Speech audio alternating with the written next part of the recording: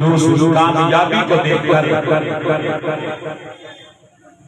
آج یہ محسوس ہو رہا ہے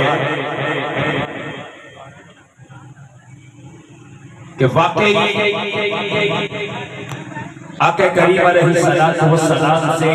محبت اور عشق سے جو سینے سرشار تھے، انہوں نے اپنے سینوں میں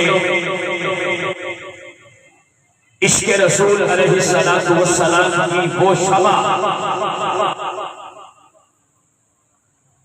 جس کو حضور سیدنا خواجہ اویس قرنی رضی اللہ تعالی عنہ نے اپنے دل میں روشن کیا ہوا تھا، اللہ نے آج اس شمع اویس قرنی سے ہمیں بھی وہ حصہ عطا فرمایا ہے۔ ہمارے دل بھی عشق مصطفیٰ سے منور ہیں، ہماری روح بھی آج عشق مصطفیٰ علیہ السلام سے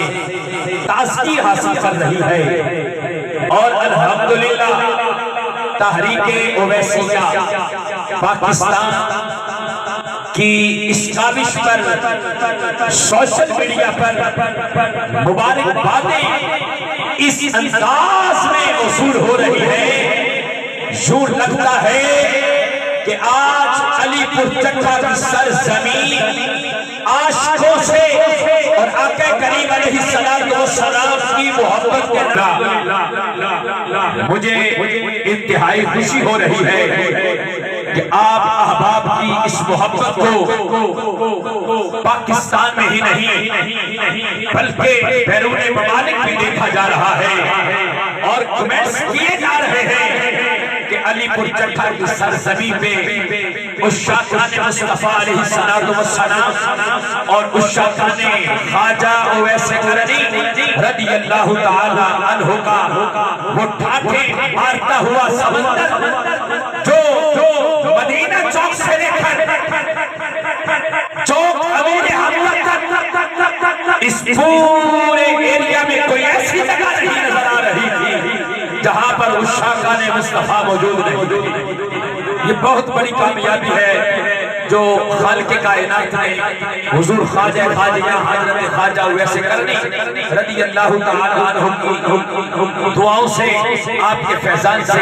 اللہ نے ہمیں عطا فرمائی، اور اس تمام کامیابی کا جو صحرا ہے وہ ہم سب کے مربی و محسن پیر طریقت راہبر شریعت جانشین حضور بدر المشائخ عالمی مبلغ اسلام عظیم مذہبی سکالر داعیے اتحاد امت قاسم فیضان اویس حضرت علامہ الحاج قبلہ پیر سائیں غلام رسول اویسی صاحب دعوت برکاتہم العالیہ زیب سجادہ آستانہ عالیہ اویسیہ مرکزی قائد تحریک اویسیہ پاکستان کے سر ہے کہ جنہوں کی وہ کاوشیں، وہ شفقتیں، وہ محبتیں جو ہم سب کے سروں پہ رہی ہیں، جس کی وجہ سے ہم نے آپ کے زیر سایہ تھوڑی سی محنت کی، تھوڑی سی کوشش کی، اللہ نے کامیابیوں کو مقدر بنا دیا۔ یہ عظیم الشان کانفرنس تحریک اویسیہ پاکستان کے پلیٹ فارم سے ہر سال 12 ربیع الاول شریف کو اسی جگہ پر اسی ٹائم بڑی بڑی طریقے سے منعقد کی جاتی ہے۔